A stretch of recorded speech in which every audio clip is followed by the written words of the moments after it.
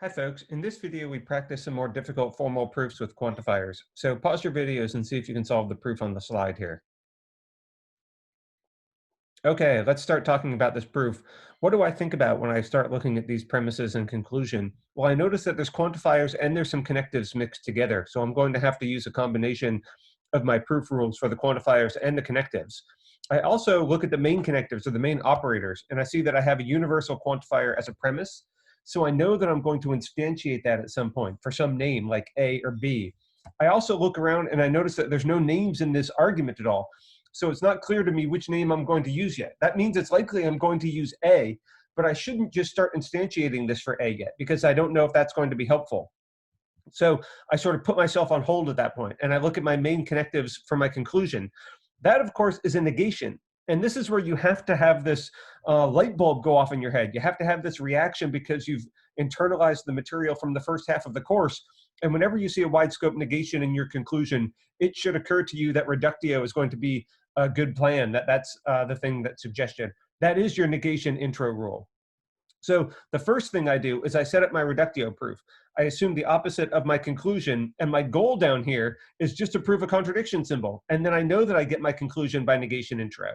In a sense, what that does is it gives me two things. It gives me a whole nother premise to work with. I have more information to use now, and it gives me a new goal. I stop thinking about proving this final conclusion because I know I'm going to get that with negation intro. And my new goal is just to prove a contradiction from these two lines.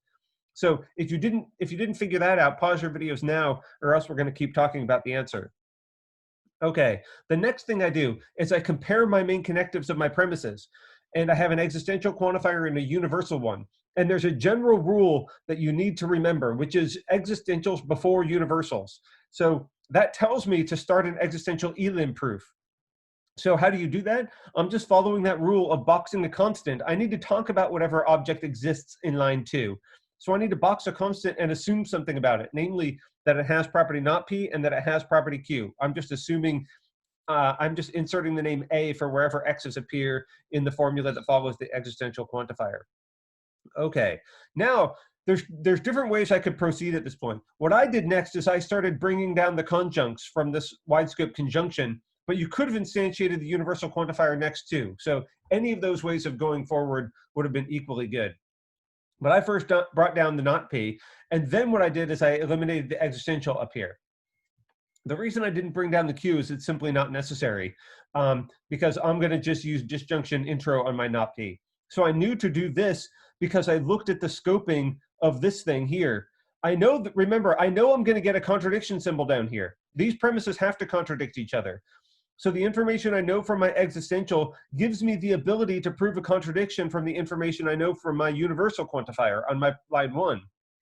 And at a certain point, what you have to do, once I get to this thing, it's a literal. I can't apply a rule to it. Even if you brought down the Q here, again, that would be a literal, and you cannot apply a rule to it.